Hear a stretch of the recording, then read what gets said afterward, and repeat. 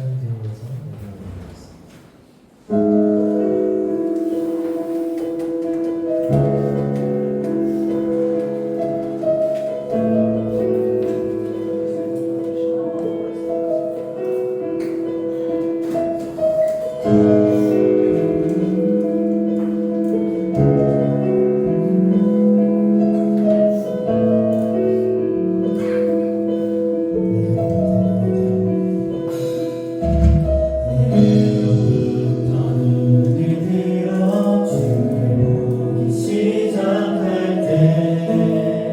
주의 일을 보겠네. 내 작은 마음도 익히사 하늘을 꿈꾸게 하네. 주님을 볼 때 모든 시선을 주님께 드리고 살아계신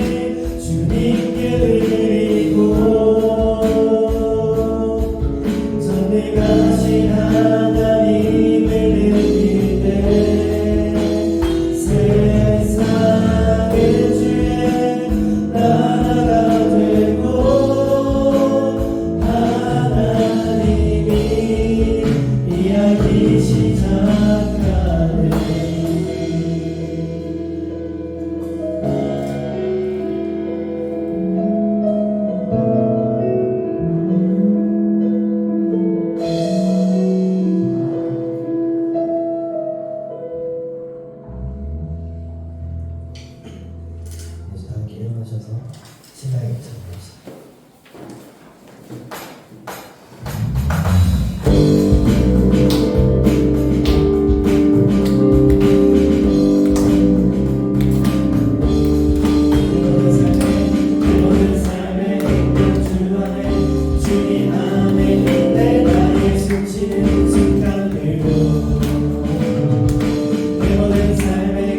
주 안에 내일도 주 안에 나의 수치를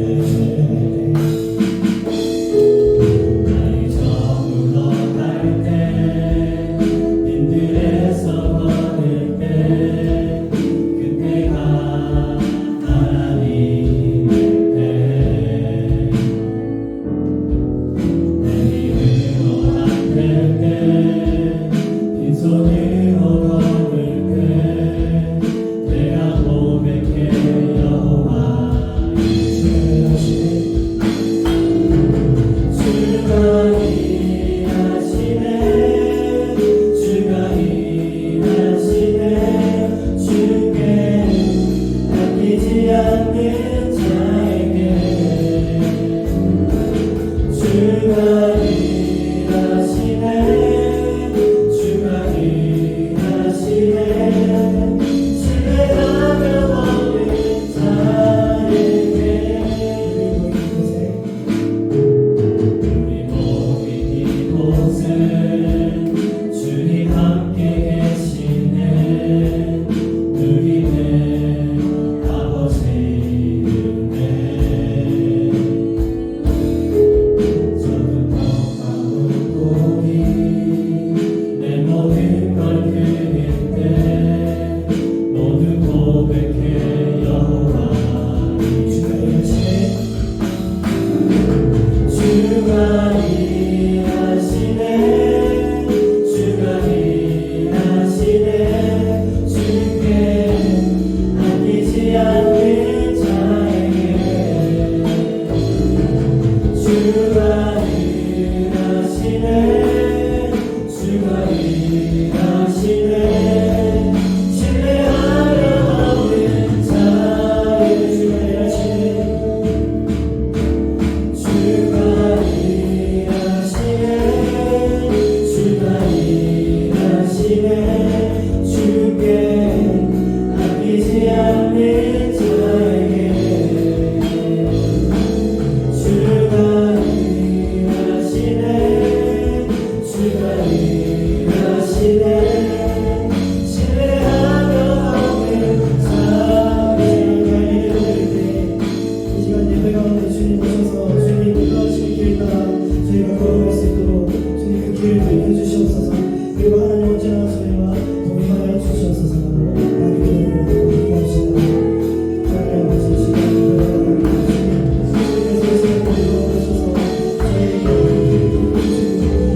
나아가야 할 길을 주님께 인도하여 주시옵소서. 그리고 그 길을 걸어갈 때 주님께서 저희와 동행하여 주시고 저희가 살아가는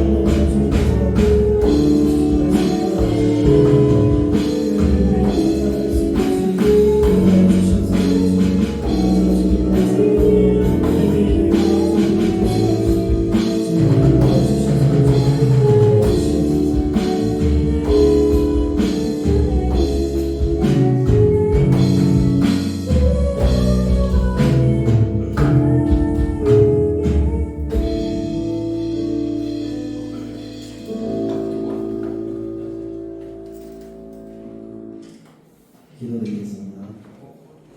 하나님 아버지, 한 주간도 하나님 사랑 안에서 살게 하여 주셔서 감사드립니다. 저희에게 하나님과 축복을 내려주시기 기도드립니다. 주님, 오늘 청양부에서 친목회로 유지를 풀어갑니다. 다들 안전사고 없이 즐겁게 놀다가 잘 돌아올 수 있도록 주님 인도해 주시옵소서. 하나님, 이제 중간고사 기간이 다가오고 있습니다. 시험을 준비한 청년들에게 지혜와 복을 내려주시옵소서. 또한 각자의 자리에서 열심히 일하고 있는 청년들에게도 주님의 은혜가 가득하게 기도드립니다. 그리고 말씀을 전하시는 목사님께 지혜와 권능과 능력을 더하여 주셔서 목사님의 통해 선포될 말씀으로 저희 연 살아나고 들은 말씀을 삶으로 살아내게 하여 주시옵소서. 마을 청년 부모들과 항상 하나님께 드리는 예배를 1순위로 생각하기를 소망합니다. 저희가 드리는 찬양과 예배가 오직 하나님 보시기에 기쁠 수 있기를 원합니다. 이 모든 것 언제나 우리를 사랑하시는 예수님의 이름으로 기도드리며 이제 다 함께 사도신경 기도 시간 고백하겠습니다. 나는 전능하신 아버지 하나님 천지의 창조자를 믿습니다. 나는 그의 유일하신 아들 우리 주 예수 그리스도를 믿습니다. 그는 성령으로 잉태되어 동정녀 마리아에게 태어나시고 원교 빌라도에게 고난을 받아 십자가에 못 박혀 죽으시고 장사된 지 사흘 만에 죽은 자 가운데서 다시 살아나셨으며 하늘에 오르시어 전능하신 아버지 하나님 영원한 자를 계시다. 거기로부터 살아있는 자와 죽은 자의 심판하러 오십니다. 나는 성령을 믿으며 거룩한 공교회와 성도의 교제와 죄를 용서받는 것과 몸의 부활과 영생을 믿습니다. 아멘.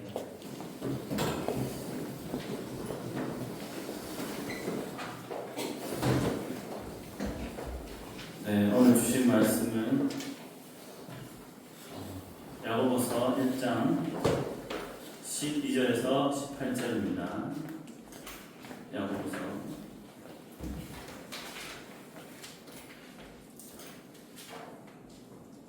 시험을 참는 자는 복이 있나니 이는 시련을 견뎌낸 자가 주께서 자기를 사랑하는 자들에게 약속하신 생명의 멸관을 얻을 것이기 때문이라. 사람이 시험을 받을 때에 내가 하나님께 시험을 받는다 하심을지니 하나님은 악에게 시험을 받지도 아니하시고 신이 아무도 시험하지 아니하시느니라. 오직 각 사람이 시험을 받는 것은 자기 욕심에 끌려 미혹됨이니 욕심이 잉태한즉 죄를 낳고 죄가 장성한즉 사망을 낳느니라. 내 사랑하는 형제들아 속지 말라. 온갖 좋은 은사와 온전한 선물이 다 위로부터 빛들의 아버지께로부터 내려오나니 그는 변함도 없으시고 회전하는 그림자도 없으시니 함께 읽겠습니다. 그가 그들 중에 우리로 한 첫 열매가 되게 하시려고 자기의 뜻을 따라 진리의 말씀으로 우리를 낳으셨느니라. 아멘. 네, 시험을 참는 자는 원래 자는 복이 있나니까지 하려고 했는데 진리를 편하게 해주기 위해서 일단은 이 제목으로 말씀을 나누고자 합니다. 이 설교 앞에 구절을 들어보신 적이 있나요? 네, 분명히 있는데 앞에 시험을 참는 자는 기쁨에 대해서 제가 저번에 설명했죠. 설교했죠. 자, 잊어버린 줄 알고 다시 이 야고보서가 어떤 거에 대해서 썼는지 잠깐 이야기할게요. 야고보서는 지푸라기 서십니다. 야고보서는 성경을 모르는 사람들이 보면 이게 왜 행함을 자꾸 이렇게 강조하냐라고 하는데 그건 아닙니다. 믿음과 행함 이거 균형을 맞추기 위해서예요. 그래서 유대인들은 왜 이런 성경을 써서 이 헷갈리게 하느냐라고 했어요. 하지만 그거 아닙니다. 믿음과 행함이 함께 공존함을 뜻하고 있어요. 이 개념을 가지고 야고보서를 보아야 됩니다. 자, 이 윗구절과 다르게 이제 시험을 당하거든 기쁘게 여기라고 했는데 이 12절부터는 시험을 참는 자는 복이 있나니. 시험을 해서 분노해서 시험을 터뜨리면 안 되잖아요. 이걸 참는 자는 복이 있나니라고 하고 있는데 시험이라는 것은 앞에 구절과 공통됩니다. 이 시험을 참는 자는 복이 있나니라고 하는데 이 복은 마카리오스라는 것인데 헬라어로 복은 이 물질적인 복이 아니에요. 일단 돈이 없으면 기도하면 돈 떨어져. 그리고 등록금 없으면 등록금 생겨. 집세 없으면 이런 복이 아니라 하나님이 주신 예수님이 주신 영원한 생명의 복입니다. 이것을 구체적으로 멸류관이라고 그렇게 말하고 있어요. 여러분 시험이라고 하면 떠오르는 게 있죠. 시험이라고 떠오르는 게 없어요.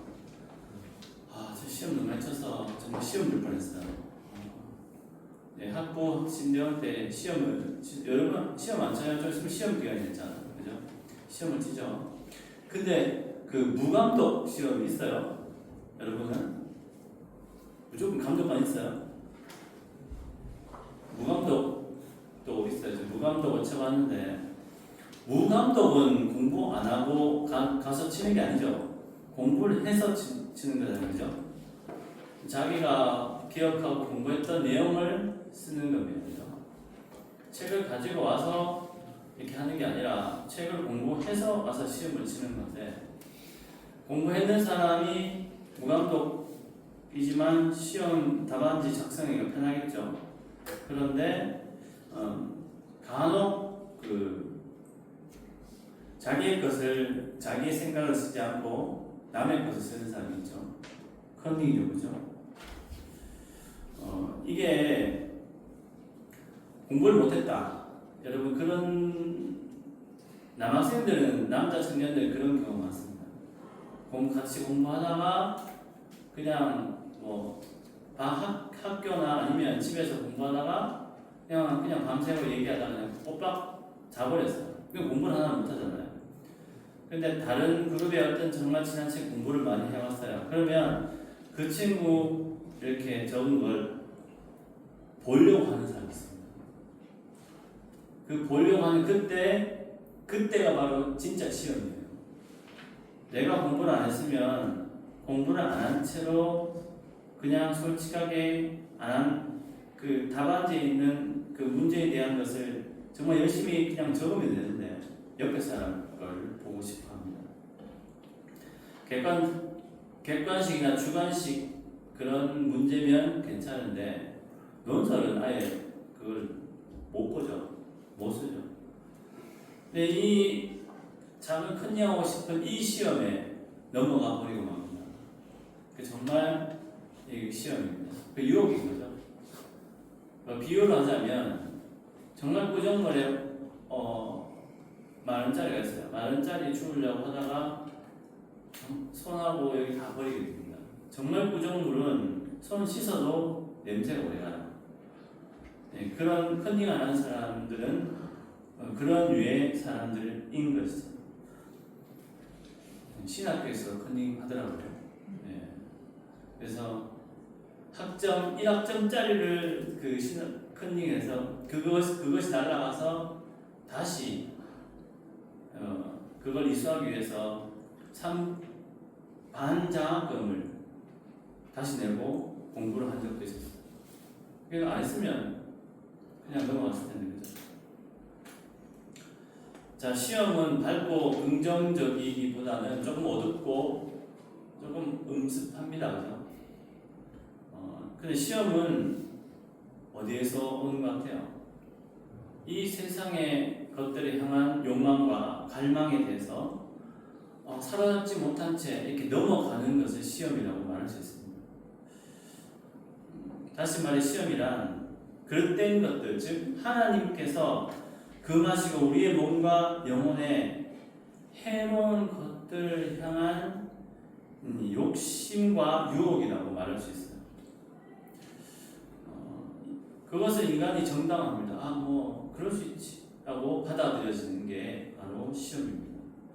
하나님께서 그것이 잘못되었다고 말씀하시고 그것이 우리의 몸과 영혼을 해를 주게 되는 게 시험이, 그것이 죄로 넘어가게 됩니다. 시험은 어느 순간에도 우리와 함께 있습니다. 따라서 우리가 그런 것들에 대한 충동이나 갈망을 느낄 때는 시험이 오나라고 생각해 봐야 됩니다. 그래서 이걸 피해야 되겠죠. 시험이 어디에서 오는지를 아는 것이 인생의 시련을 정복하는 데 큰 도움이 된다는 것입니다. 근데 시험은 누구에서 올까요? 하나님에게서 올까요? 하나님은 시험하지 않으세요. 시험은 인간이 만드는 겁니다. 우리가 죄된 존재이기 때문에 이 땅에 살면서 별일이 다 있잖아요. 이런 어려움들이 있을 때 깊어지고 넓어질 때 이것이 시험으로 바뀌게 됩니다. 인간이 악에 빠지게 된 책임을 하나님께 돌리고, 근데 인간 자신의 나의 내가 빠졌는데 그 책임을 나는 아니고 딴 사람이나 하나님께 돌리는 경향이 있어요. 하나님은 그 이스라엘 백성을 위해서 연단을 하지만 시험을 주지 않으세요. 인간에서 출발한 유혹에 그리고 그 넘어가서 시험을 받게 되는데 이것은 하나님과 전혀 관계가 없다는 것입니다. 오히려 각 사람이 받는 유혹은 그 받는 사람의 자신에게 있는 것입니다. 욕심에서 파생되어 시험을 당해 죄를 짓거나 잘못을 저지를 때 그 사람들이 공통적으로 하는 그런 태도가 있어요. 첫 번째는 다른 사람 탓으로 돌립니다. 부부지간에 이게 사이가 안 좋으면 시부모 탓, 그리고 장인 장모 탓, 그리고 자식 탓, 아내 탓, 남편 탓, 이런 탓으로 돌려요. 그것은 나에 대해서 우리의 어려움에 대해서 남을 탓한다는 것은 계속 죄를 증폭시키는 것이에요. 그렇게 하면 안 되겠죠. 둘째로 환경 탓을 합니다.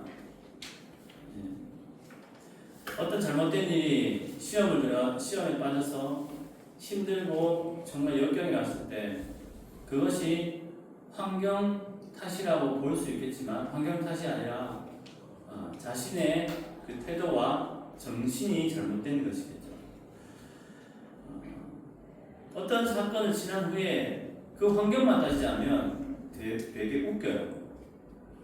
그러면 환경에 그 잡혀있는 나 스스로를 보기 때문에 어떤 그 환경만 바뀌면 나도 바뀐다는 거잖아요.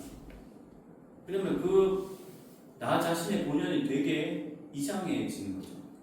환경이 어떻게 되었더라도, 자 쉽게 말해서 그 사람이 어떻더라도 나는 예수 믿는 사람으로서 꾸준히 사람을 사랑하고 그리고 연민의 정을 느끼며 그렇게 함께 가야 되는데 환경을 탓하자면 그 A라는 사람이 함께 관계하면서 이 사람 저 사람하고 이러면 되게 이상해요.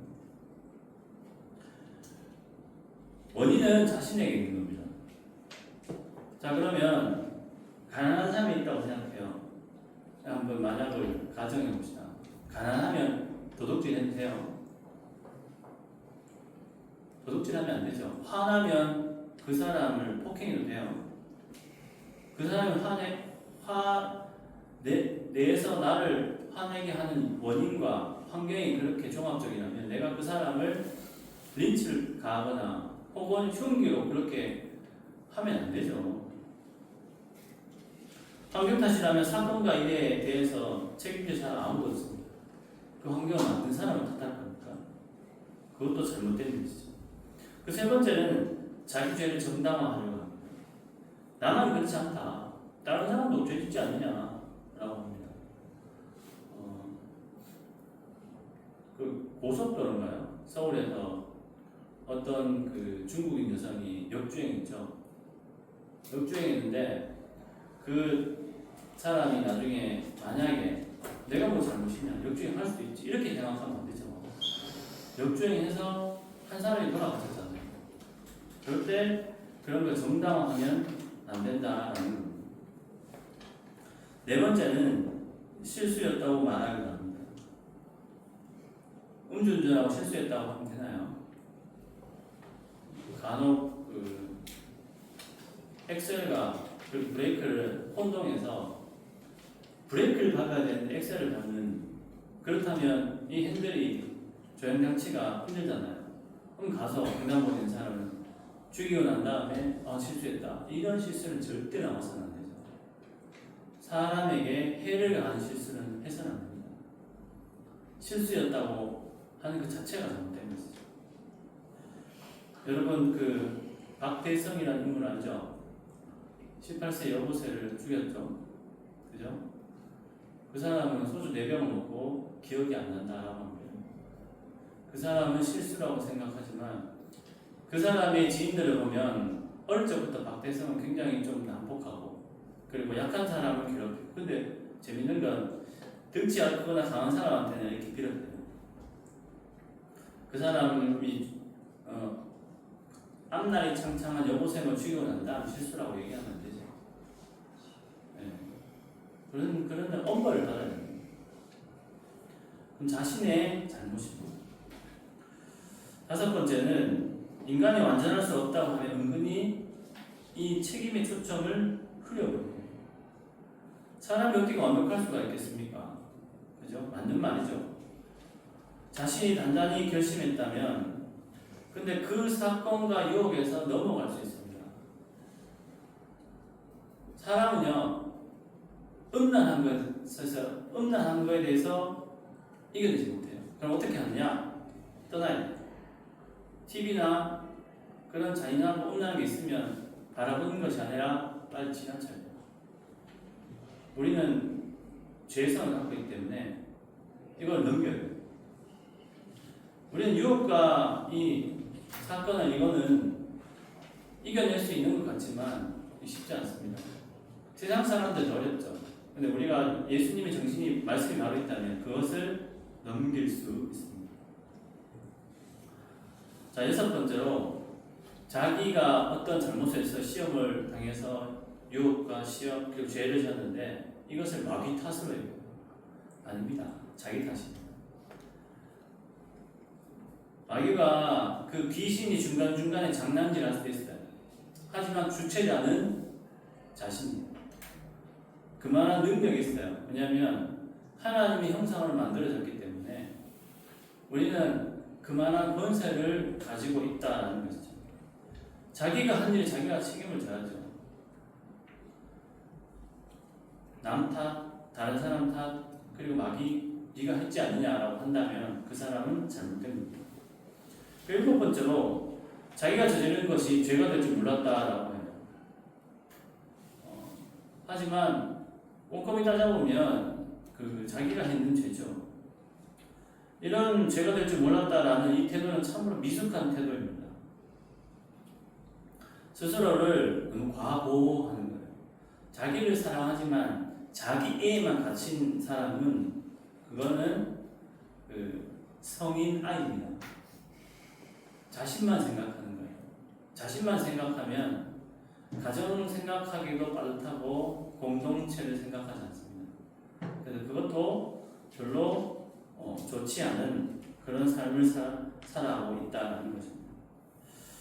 그러므로 이 시험에 빠져서 죄를 짓는다면 내 탓이라고 생각해야 돼요. 그 내 탓이라고 인정해야 된다는 거죠. 그래야 실마리가 풀리지. 남 탓하고 다른 탓하고 정당화하고 합리화하고 보편화시켜서 그 시험과 죄의 실마리가 풀려지지 않아요. 자, 그런데 왜 사람에게 시험이 찾아올까요?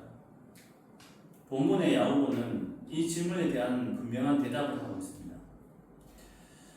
왜 시험이 올까라는 생각을 한번 해봤습니까? 무엇 때문에 시험을 당하고 있는지, 시험은 또 어떤 길로 오는지, 이것을 한번 생각해 봐야지 시험에 대해서 효과적으로 대처할 수 있습니다. 왜냐하면 하나님 주신 지혜를 우리가 가질 수 있기 때문이죠. 야고보는 자기 자신이라고 그렇게 이야기합니다. 그래서 야고보 13절에 보면, 오늘 본문 13절에 보면 하나님은 악에게 시험을 받지도 아니하시고 친히 아무도 시험하지 아니하신다라고 그렇게 말합니다. 자, 그럼 예수님은 왜 시험 받으셨죠? 장애자, 예수님은 왜 시험 받으셨을까요? 그죠? 시험은 인간 욕심에서 출발된 것이죠. 이 욕심은 예제르라고 하는 헬라어인데요. 끊임없이 움직이며 지치지 않는 열망이라고 합니다. 끊임없이 움직인다고 합니다. 그러니까 사람이 뭔가를 쟁취하고 돈을 가지고 싶으면 계속 가지고 싶잖아요. 네, 그런 거죠. 이것은 중립적일 수도 있어요. 사람 말고 예를 들어서 헬라 시대 때는 이 지식, 배움에 대해서 끊임없는 열망이 있었거든요. 이제 바울은 그것 또한 우상이다라고. 하나님에 대한 끝없는 열망은 괜찮은데 지식에 대한 열망은 머리만 커지게 되죠. 그러면 이제 하나님의 말씀에 대해서 하나님 믿는 사람들에 대해서 이제 지적하기 시작하고 넘어서 정죄하기 시작하는 것이죠. 보통은 중립적이지만 이 야고보는 이 욕심을 부정적으로 보고 있습니다. 즉 보면요, 낚시에서 미끼를 딱 던지잖아요. 그러면 미끼로 통해서 사람이 걸려요. 덫에 걸릴 때가 덫이나 미끼에 걸리는데 그게 바로 욕심이라는 것입니다. 욕심으로 인해서 유혹에 빠지게 되는데 한번 덫에 걸리면 잘 스스로 빠져나오기가 어렵다라는 거죠. 15절에는 사람 안에서 일어나는 것에 대한 이 악을 생물학적으로 이야기하고 있어요. 이게 욕심이 여성 명사입니다. 악한 욕망은 성적 충동과 긴밀한 관계를 갖고 있는데 이 악한 욕망이 사람을 낚아채고 거기에서 발버둥처럼 암만 해도 빠져나가지가 못해요. 침상에 끌어들여요. 그 욕심이. 그래서 이 죄라는 아이를 잉태하고 낳게 됩니다. 그 죄는 태어나서 어떻게 하죠? 죄는 이렇게 뭐 보통 아이도 그렇지만 아이 인체로 있는 것이 아니라 자꾸 커져가는 거예요. 그 죄도 계속 커져가는 거죠. 결국은 이게 커져서 그 죄가 욕심이 목표를 이루게 되는데 그것이 바로 죽음입니다. 다시 말해 욕심, 죄, 사망이라는 것이죠. 즉 하나님께서 시험을 보내시는 것이 아니라 나 스스로 시험에 빠져서 허우적거리고 거기서 빠져나지 못해서 그리고 죄를 짓고 결국 그 죄가 계속 팽창되어 죽음에 이르게 된다라는 것입니다. 근데 이것을 깨달으면 하나님은 좋은 것을 준다라고 하십니다. 그게 첫 번째 복이고, 그게 복이 뭐냐면 하나님께 받은 게 있어요. 가장 큰 받은 복이 바로 하나님을 믿는 거예요. 하나님의 이 선물이라고 하는데 하나님을 믿는 것은 아무나 되지 못해요. 아무리 똑똑한 사람도 그리고 되게 성격 좋은 사람도 복음을 갖다고 내밀면 그것이 잘 믿어지지 않아요. 여러분 어릴 적에 준수는 몇 살 때부터 교회 다녔어요?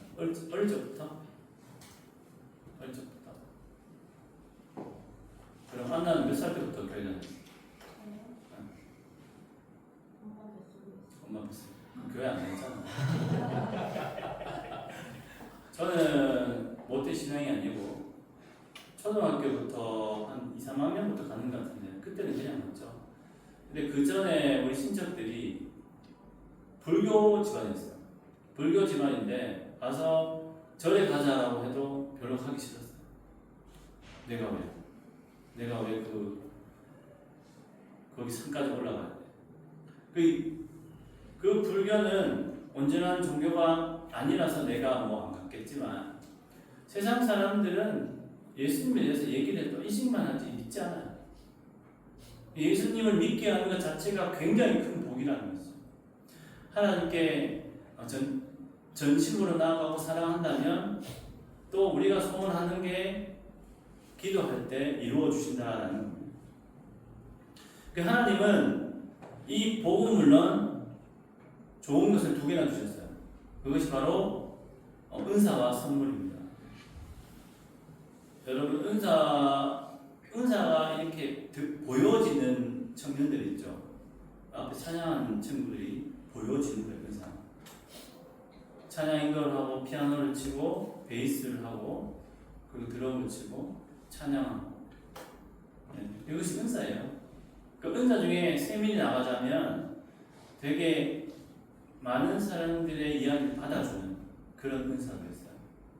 그리고 그 사람이 오면 되게 재밌어지고 밝아지는 그런 은사도 있어요. 그 에란 자매가 밝아지고 그런 은사가 있어요. 그리고 되게 하면 마음이 힘든 사람도 그 사람과 함께 있으면 따뜻해지고 그런 것도 다 은사예요. 운동에도 은사가 있는 사람도 있고 많이 있어요. 그리고 선물을 주셨습니다. 선물은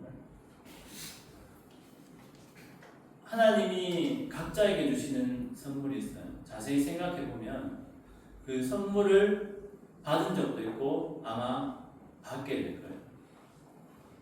그 선물은 아까 말한 이 하나님 믿는 것과 함께 일맥상통하지만 그리고 여러분들을 통해서 그 선물이 이어져요. 세상 사람들 부모님한테 전도할 때 아이가 불교 가는 것보다 교회 오는 게 더 바람직하다라고 그렇게 복음을 전해요. 왜냐하면 이 땅에 어려운 사람들을 위해서는 먼저 기독교인부터 발벗고 나가요. 그래서 아이를 위해서 기도해야 된다라고 하면 그냥 예수 믿으세요 이렇게 주면 그냥 이렇게 하는데 아이를 위해서 기도해야 됩니다. 그리고 여기 이제 서울에는 서울 쪽 가면 경기도 쪽 가면 성경 공부를 이렇게 과외를 시키는 가정도 있어요. 왜냐하면 성경은 굉장히 지혜로워요. 그냥 암송을 계속 시키고 그리고 성경의 맥락에 전체적인 맥락에 대해서 어떤 전사님이나 큰 사례는 아니지만 이렇게 용돈을 드리면서 가르쳐요. 그러니까 아이들이 지혜로워져요. 확실히 좀 되게 착하게 자라고 그리고 되게 건전하게 자라요. 그래서 이런 것이 선물이 이어져요. 이 복이 이어진다고. 그래서 이제 마태복음 보면 족보가 있는 거죠. 하나님의 이 은사와 선물 그리고 우리에게 생명 주신 것은 변하지 않아요. 이 말씀에 되어 있는 세상 것은 변해요. 만물은 변하는데 이게 변하지가 않아요. 많은 폭력과 그리고 안타까운 음란과 그리고 사람을 살리고 죽이고 자기들이 막 선정하고 하지만 하나님의 사랑은 변하지가 않아요. 하나님의 말씀은 변하지가 않아요. 사람들이 그걸 갖다 해석을 자기 멋대로 해서 그렇지. 왜냐하면 하나님은 우리에게 늘 좋은 것을 주시려고 하기 때문입니다. 하나님께서 우리에게 시험을 주시는 분이 아닙니다. 우리가 세상의 어려움과 이 시련을 통해서 견디지 못해서 거기 넘어가는 거지 하나님은 좋은 걸 주시려고 해요. 하지만 특별한 이 사람이 어떤 고난을 통해서 정말 하나님의 멋지게 사용될 수 있다라고 하면 연단을 줄 수도 있어요. 하지만 하나님은 시험을 주는 존재가 아니십니다. 요즘 너무 날씨 좋은 가을이죠. 그죠? 날씨 가을이 되면 가을을 타죠. 남자들이 가을 타나요? 네, 가을 탄다는 것은 뭔가 마음이 싱숭생숭하는 거잖아. 그죠? 그 싱숭생숭한 마음 하나님께로 하시기 바랍니다. 하나님은 늘 우리를 보면서 싱숭생숭하실 거예요. 그래서 이번 가을은 다른 것 하지 않고 하나님의 사랑을 느끼며 모든 시험과 시련에서 승리하는 청년분 되시길 간절히 소망합니다. 네, 세상의 유혹 시험 함께 찬양하고 기도할게요.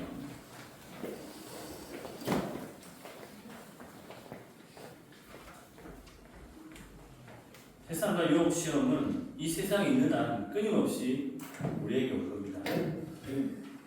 하지만 그 세상과 유혹 시험을 그것만 바라보지 말고 하나님의 뜻과 말씀을 바라본다면 우리는 이길 수 있습니다. 승리할 수 있습니다.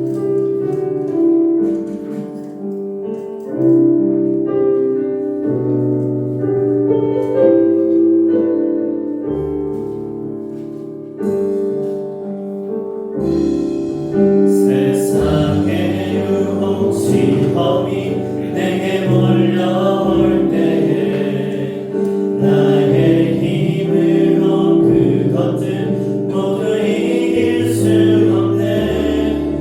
거대한 폭풍 가운데 위축된 나의 영혼 어찌할 바를 몰라 헤매이고 있을 때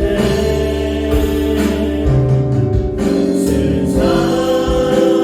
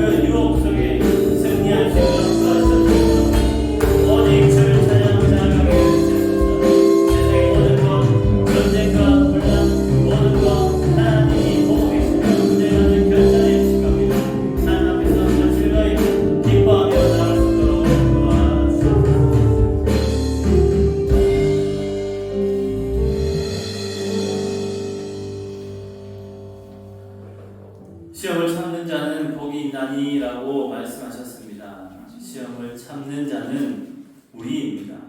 온전히 하나님 따라가며 어떠한 시험에도 정말 진심으로 참는 우리가 되게 하여 주시옵소서. 하나님의 복이 더욱더 충만케 하여 주시옵소서. 우리 청년들 앞길을 잘 모르고 또한 꿈을 꾸고 있지만 참으로 희미해져가고 어쩔 때 당황스러울 때도 있을 겁니다. 그러나 그럴 때마다 하나님께 기도함으로 우리의 모든 것을 열어 응답하여 주시옵소서. 보이지 않는 우리 청년들 주여 붙들어 주시옵소서. 안전하게 해주시고 힘든 그런 일이 없게끔 해주시고 특별히 유혹에 그리고 시험에 넘어가지 않도록 우리 하나님 우리 청년들을 살펴주시옵소서. 감사드리며 거룩하신 예수님 이름으로 기도합니다. 아멘. 네, 찬양하시면서 준비하신 예물 드리겠습니다.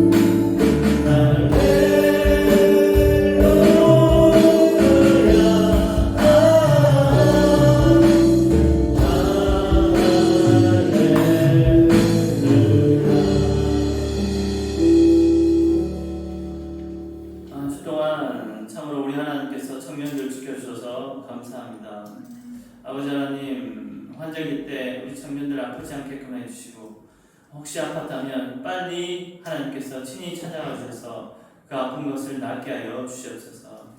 우리 청년들 마음을 다해서 하나님께 예물을 올려드립니다.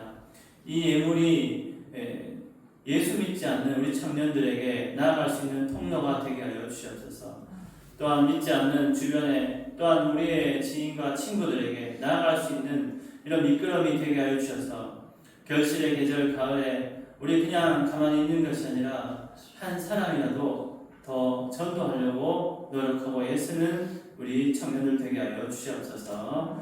감사드리며 거룩하신 예수님 이름으로 기도합니다. 아멘. 네, 다 함께 일어나셔서 절단 찬양하시겠습니다. 자, 손을 내밀고